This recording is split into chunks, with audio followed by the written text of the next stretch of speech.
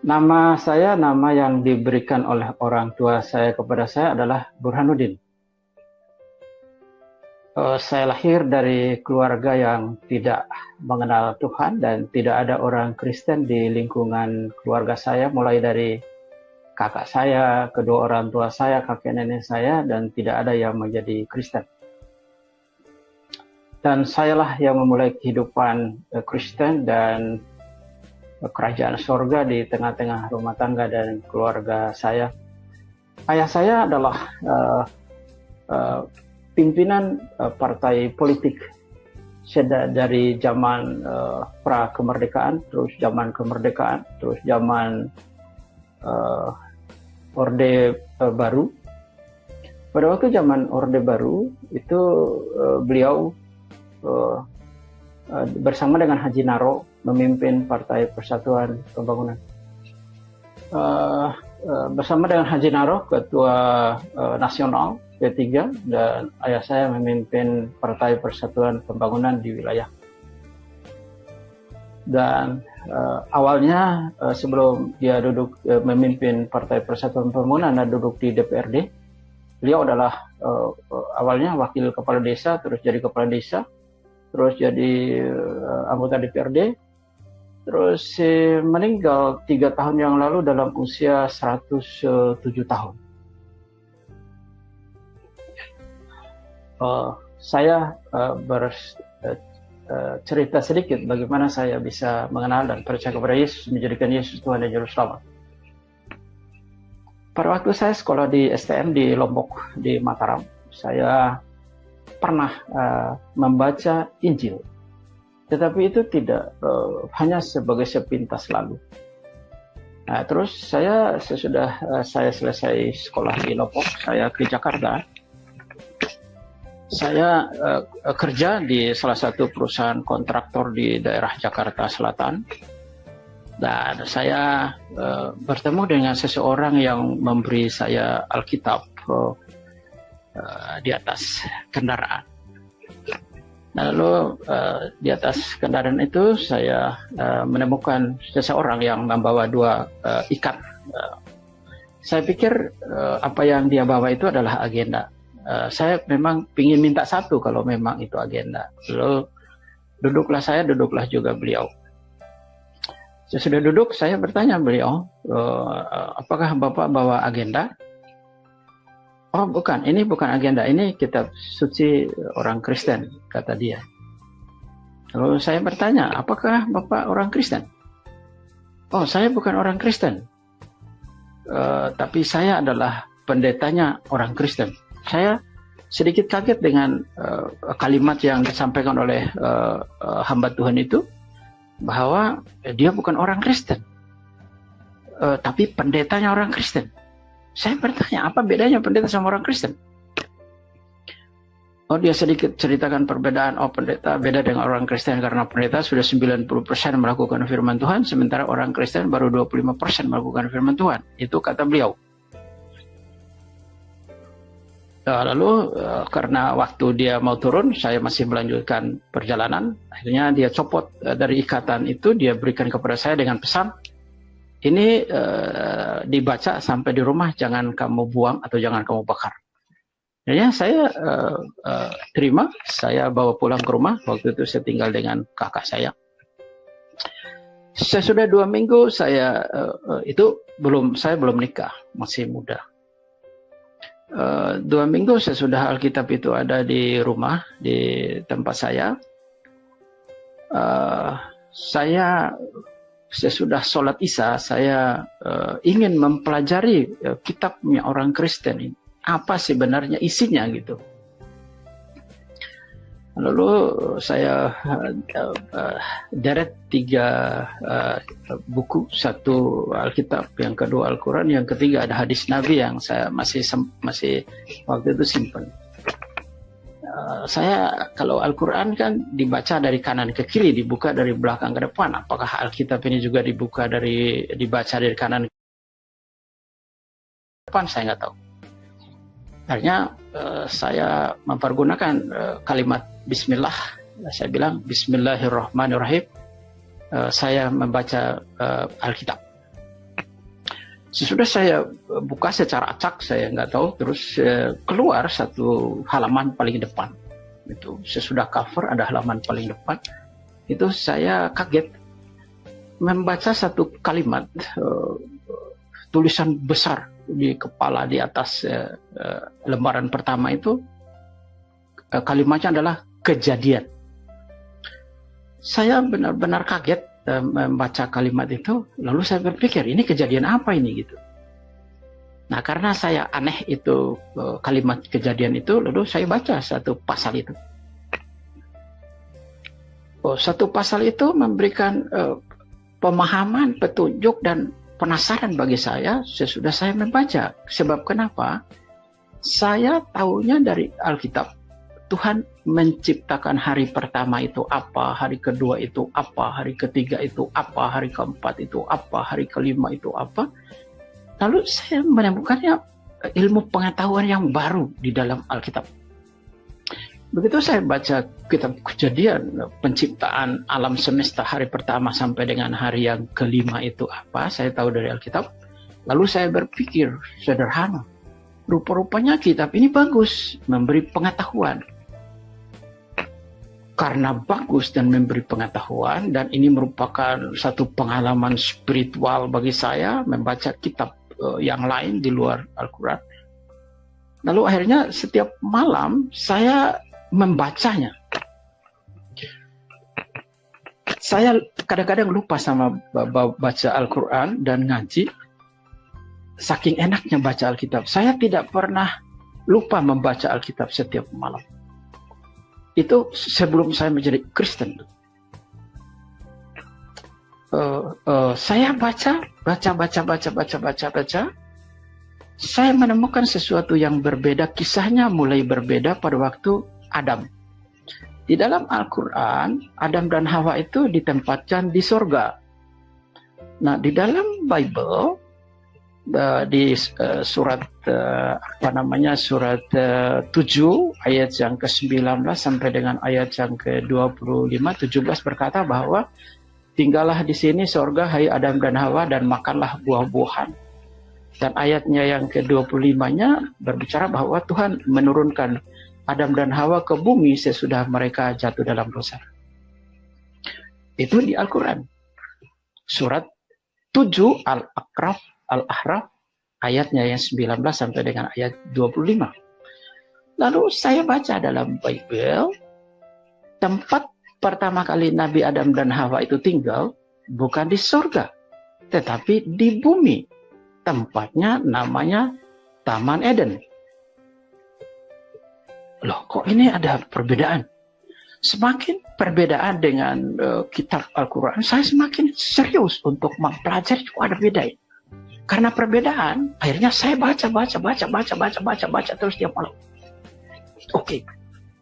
Dalam hati saya, ini pasti ada yang benar di antara dua kitab suci dan agama. Saya cari. Saya baca lagi, itu saya sudah menemukan satu. Baca lagi, ketemu dengan Abraham di dalam Alkitab, Nabi Ibrahim di dalam Al-Quran. Nah, di dalam Alkitab bahwa Abraham mempersembahkan anaknya Ishak. Dan sementara di dalam Al-Quran bahwa Nabi Ibrahim mempersembahkan, memang tidak disebutkan secara gamblang bahwa anaknya Ismail. Tetapi di dalam kitab Kejadian pasalnya, ya saya baca dalam kitab Kejadian pasal yang ke-22 ayat yang kedua, itu Tuhan benar-benar jelas menyampaikan bahwa ambillah anakmu yang tunggal itu, yaitu Ishak. Itu dijelaskan secara baik, namanya Ishak. Saya baca terus, baca, ketemu lagi dengan dengan ayatnya yang ke-8 dari kitab Kejadian pasal yang ke-22, bahwa Ishak tidak jadi disembelih, digantikan dengan anak domba. Ismail juga tidak jadi disembelih, tidak jadi korban dua-duanya. Ismail digantikan dengan kibas atau hewan yang gemuk. Dua-dua digantikan. Nah, oke. Berarti dari sinilah timbul keraguan dan kepercayaan saya terhadap agama. Saya berpikir, berarti di dua agama ini ada satu yang benar dan ada satu yang keliru. Saya tidak cari guru ngaji untuk menanyakan kasus ini, sebab kalau saya tanya guru ngaji atau ustadz, mereka akan membenarkan Al-Quran. Saya juga tidak cari pendeta atau orang Kristen, karena saya nggak kenal pendeta dan orang Kristen untuk menanyakan kasus ini, sebab kalau saya tanya mereka, mereka juga pasti membenarkan Alkitab.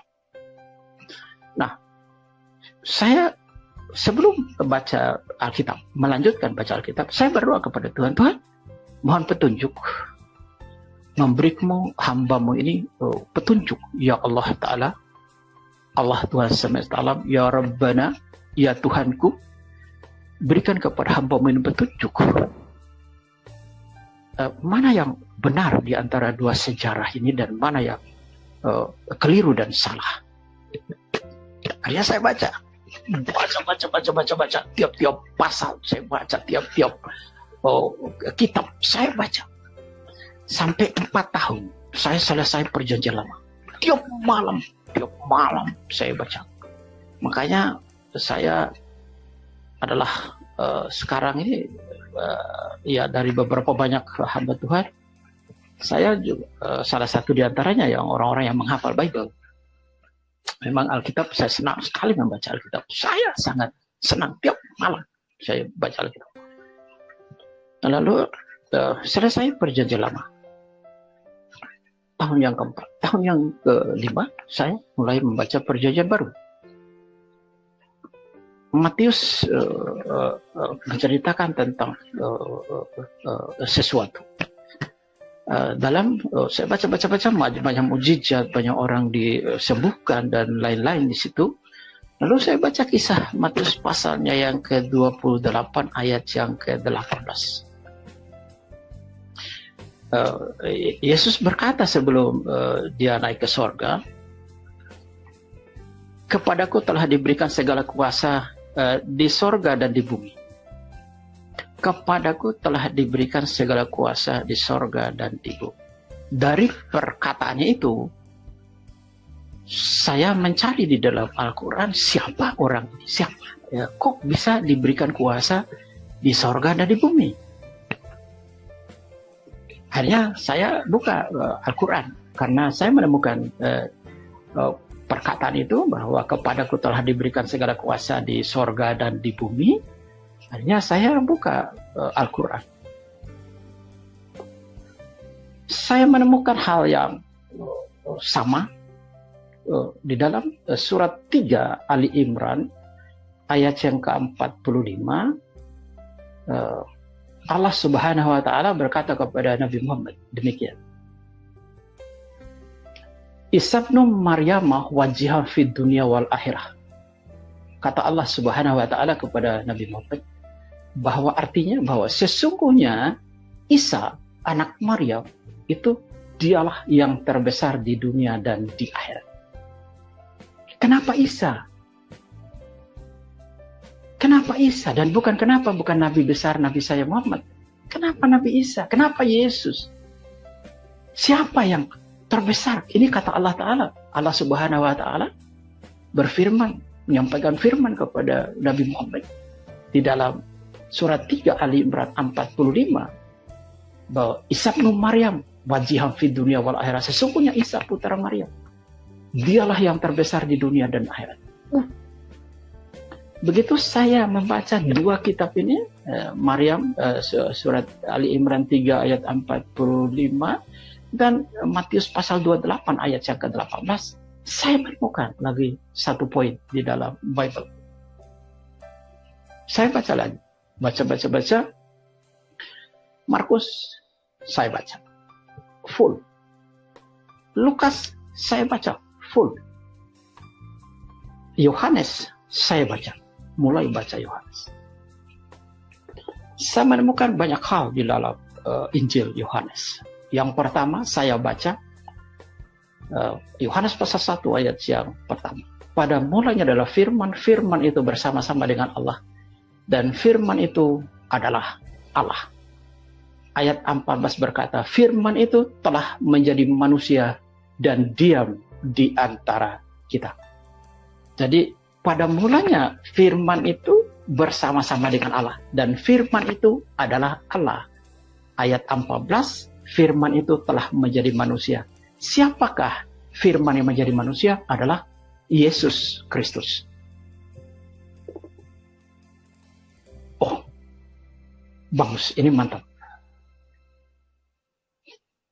Lalu saya baca lagi dalam, saya ketemu ini yang membuat saya semakin kuat, semakin yakin, semakin mendalami, mempelajari Bible. Itu sendirian, saudara. Tidak ada orang yang membimbing, tidak ada orang yang menuntun, tidak ada orang yang membimbing. Saya sendirian baca.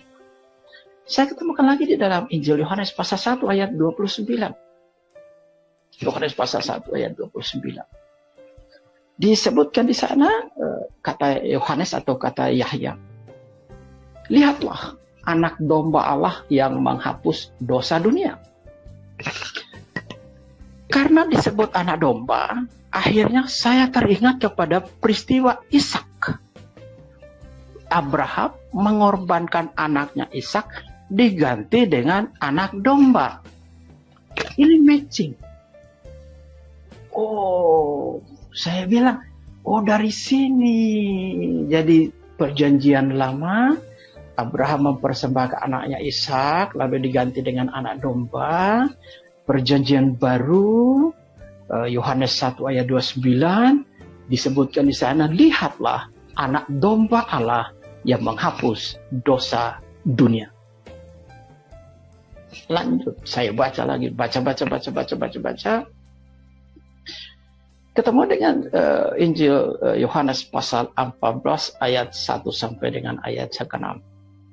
Saya baca demikian. Itu luar biasa. Yesus bersabda di situ,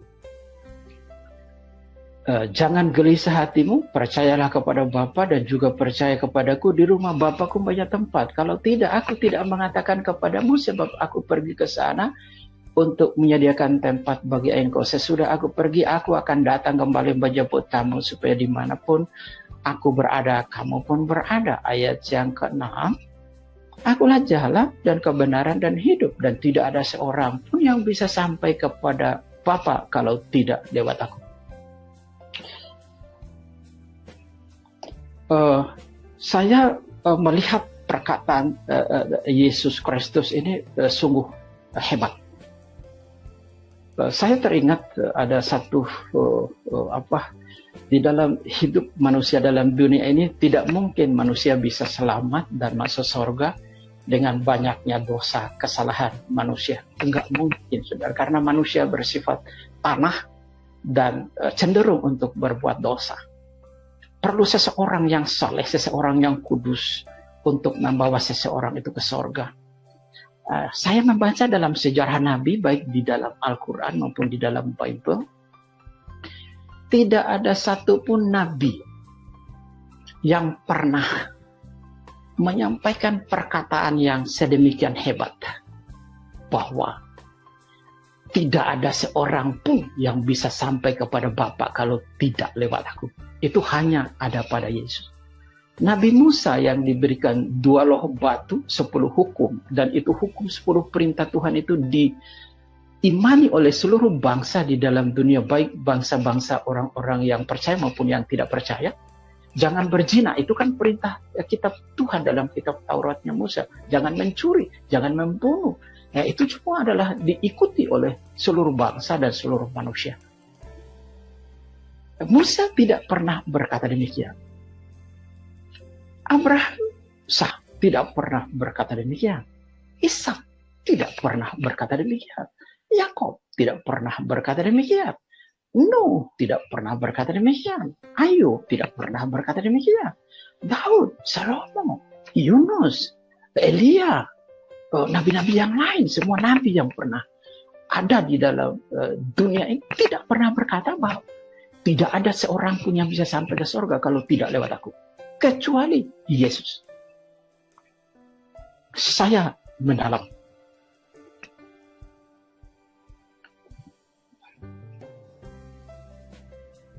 Saya baca lagi di dalam kitab Roma pasal 14. Kitab ayat firman Tuhan inilah yang membuat saya bertobat, percaya, dan menjadikan Yesus Tuhan dan Juru Selamat. Kitab Roma pasalnya yang ke-14 ayat 8 dan ayat yang ke-9. Ayat 9-nya terlebih-lebih saya membaca. Sebab itulah Kristus Yesus mati, supaya dia menjadi Tuhan, baik untuk orang hidup dan orang mati. Begitu saya baca ayat itu, saya berpikir sederhana. Rupa-rupanya Yesus itu bukan saja Tuhannya orang Kristen dan Katolik, tetapi Yesus itu adalah Tuhannya orang hidup dan orang mati. Saya bilang dalam diri saya, ketemu. Ini dia. Rupa-rupanya Yesus itu bukan saja Tuhannya untuk kalangan-kalangan tertentu, tetapi Tuhannya orang hidup dan orang mati. Pikiran saya sederhana. Daripada tunggu mati, baru percaya Yesus, lebih baik sekarangnya. Akhirnya saya mengambil kesimpulan untuk menyerahkan diri kepada Tuhan. Saya dibaptis. Saya lahir baru. 3 tahun sesudah itu saya menikah dengan istri saya. Saya ikut pelayanan.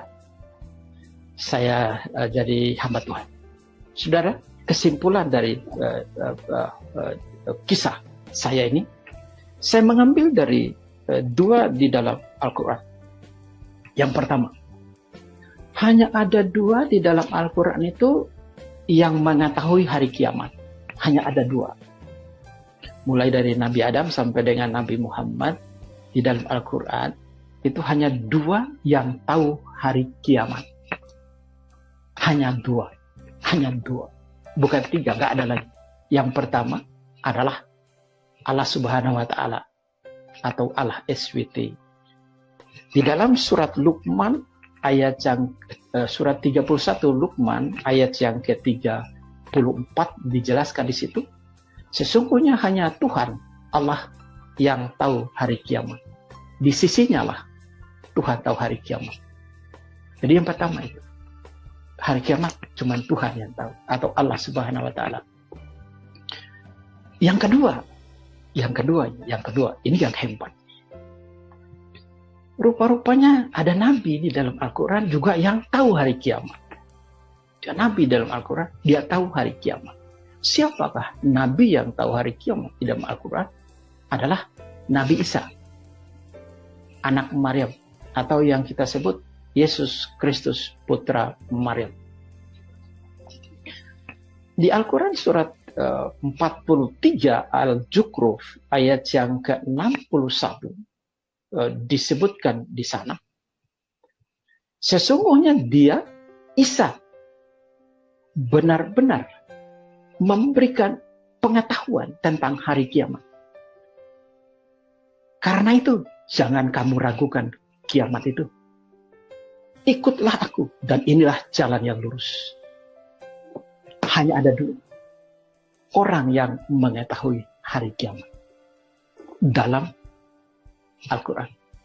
Allah Subhanahu wa Ta'ala atau Tuhan SWT, dan yang kedua adalah Isa. Nah, sekarang kita mengecilkan, kita jadikan satu.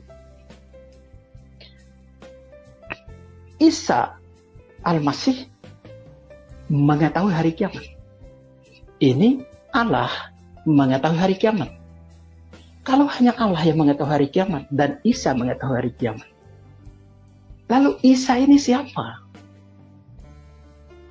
Isa ini siapa?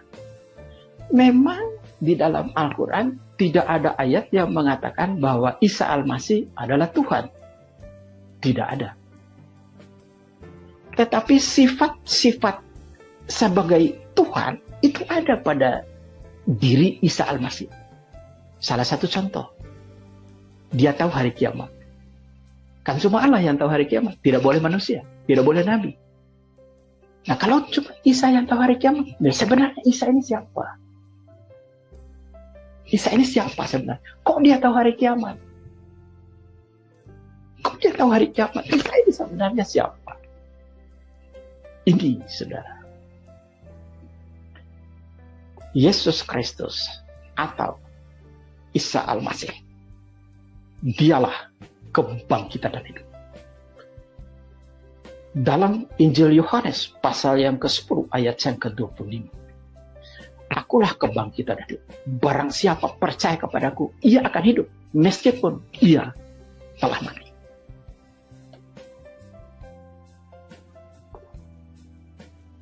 Nabi saya pada waktu Islam, Nabi Muhammad, ada makamnya, ada kuburnya di Mekah, di Madinah. Di Madinah ada kubur Yesus Kristus yang sekarang menjadi Tuhan dan Juru Selamat saya. Kuburnya memang ada, tapi kosong. Dia bangkit hari yang ketiga. Dia hidup kembali. 40 hari dia menampakkan diri kepada muridnya dan orang-orang percaya. Sesudah itu, dia naik ke surga. Dan itulah yang dia katakan, tidak ada seorang pun yang bisa sampai kepada Bapa kecuali lewat aku. Dia berkata, sesudah aku pergi ke sana, menyediakan tempat bagi engkau, aku akan datang kembali menjemput kamu. Supaya di mana aku berada, kamu pun berada. Percayalah bahwa kita pengikut Isa atau Yesus Kristus pada waktu kita meninggal. Isa atau Yesus Kristus itulah yang menjemput kita, membawa kita bukan ke neraka, membawa kita ke kerajaan sorga. Luar biasa. Akhirnya sudah saya putuskan diri saya untuk menjadi orang Kristen. Saya aktif dalam ibadah.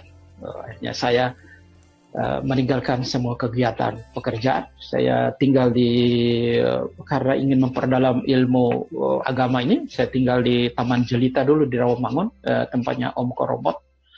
Lalu saya ke Beji, ikut SOP sebelum di Mawar Saron dulu. Nah, terus saya ke Beji, sekolah kitab di Malang, tidak selesai juga. Akhirnya saya dihabiskan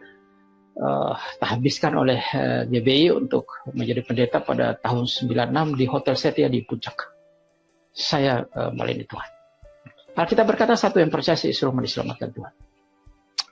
Kesaksian pribadi saya itu tentang perjalanan saya untuk menjadi orang Kristen.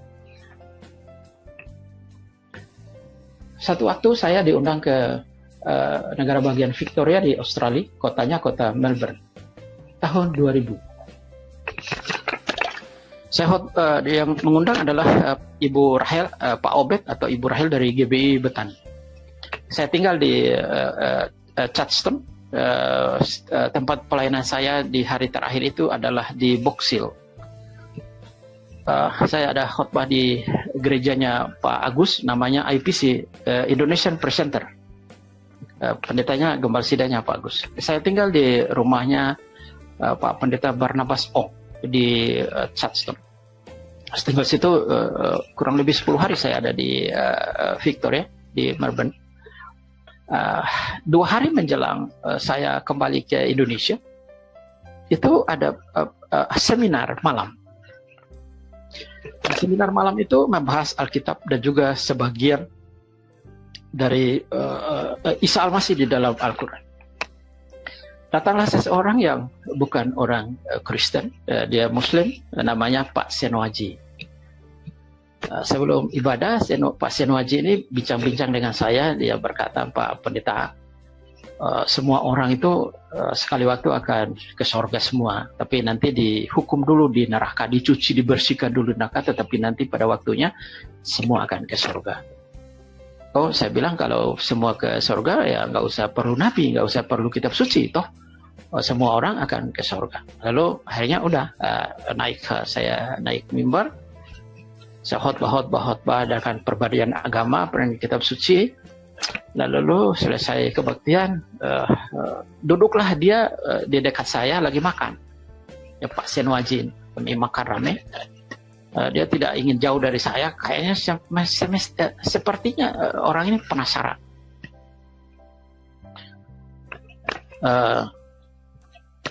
Pak Pendeta, tadi khotbah sangat menyentuh hati saya.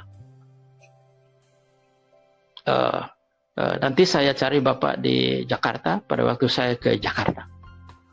Tinggalkan alamat rumah, nomor telepon, dan lain-lain kata dia, supaya saya bisa cari Bapak. Oke, saya bilang kontak Ibu Rahel atau Pak Obed aja, dia tahu alamat saya.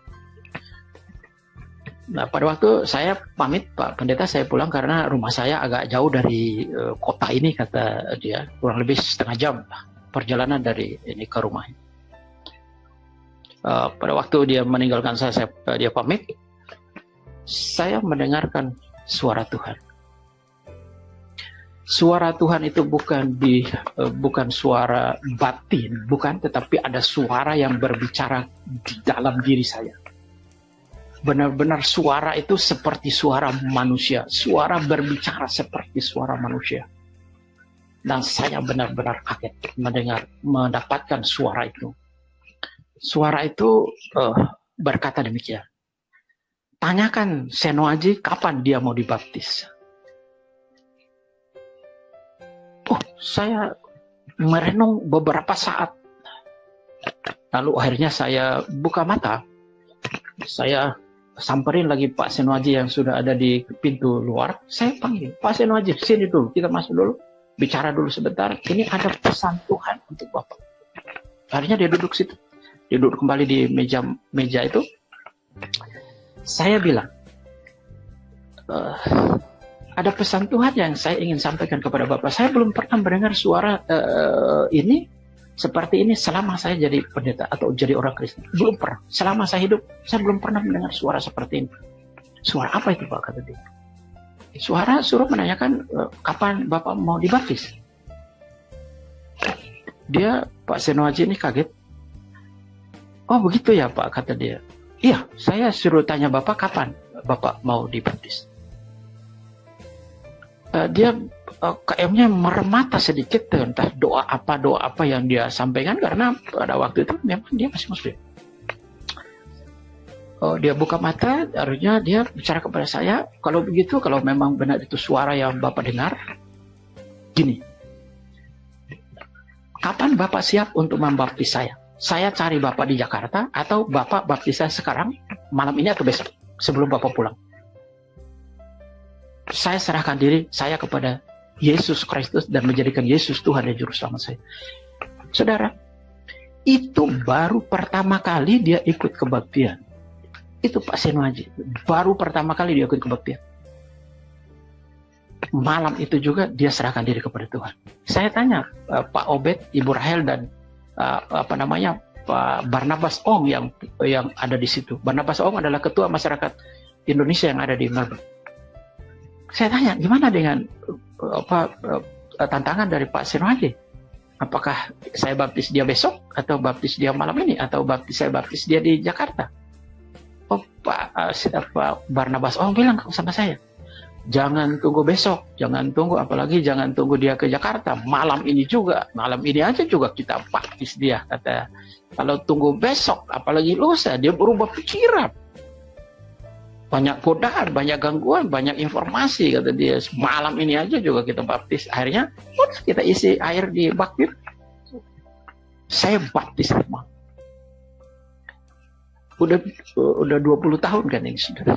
Peristiwa itu tahun 2000. Sekarang tahun 2000 dan 2020. Sampai dengan saat ini Pak Seno Aji tetap setia kepada Tuhan, beribadah kepada Tuhan, dan saya punya keponakan di sana namanya Bio, ada di Facebook saya, Bio. Selalu dapat informasi dari Bio bagaimana Pak Seno Aji. Dia tetap setia beribadah kepada Tuhan. Hebat. Itu luar biasa. Banyak hal yang Tuhan buat dalam pelayanan. Itu pelayanan saya di luar. Ini saya sekarang bersaksi untuk diri saya. Di tahun 99 saya mengalami satu penyakit yang sangat fatal.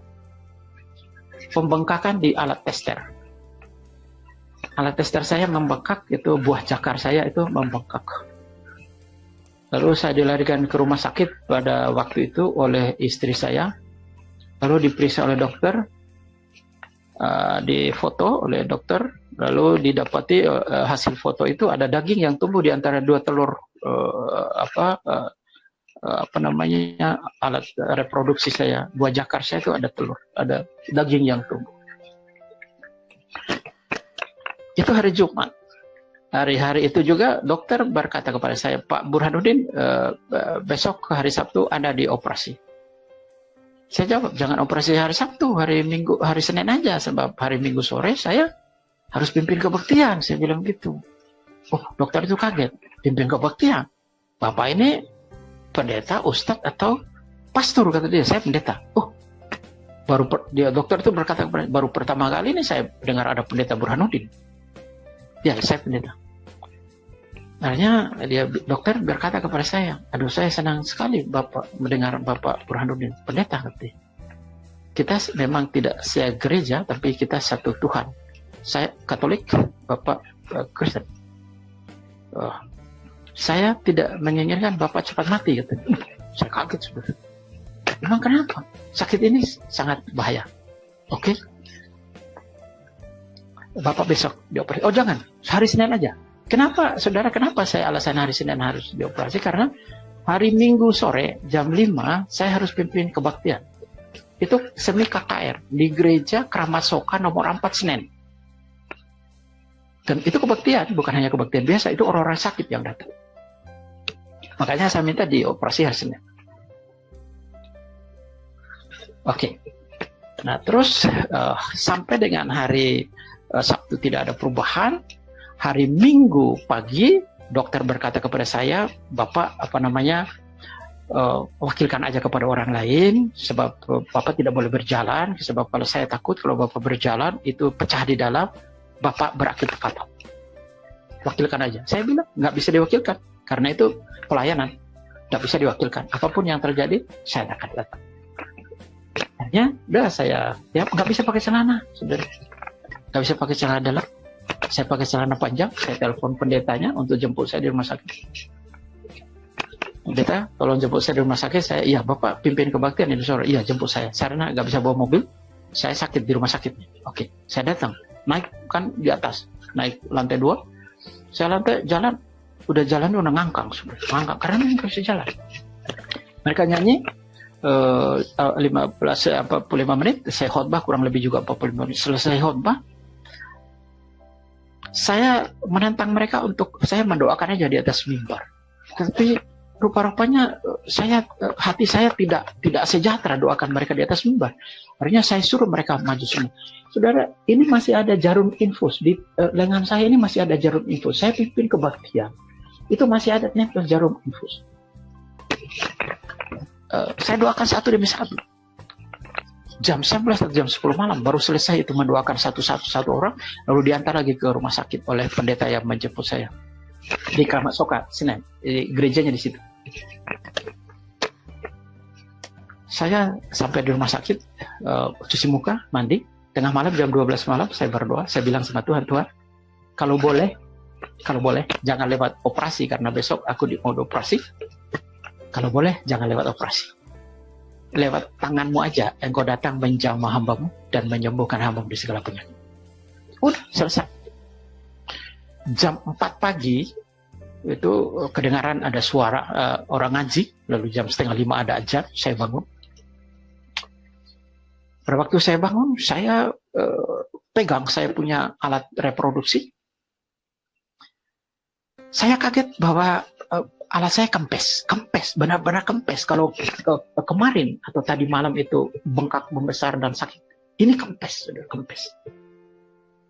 Saya buka saya punya sarung, puji Tuhan hilang. Saya bangunin istri sama anak saya, Mang bangun, ini hilang. Istri saya kaget, apa yang hilang kemudian? Bukan hilang apa-apa, ini penyakit hilang. Dia bangun. Kami berdoa bersyukur itu pagi.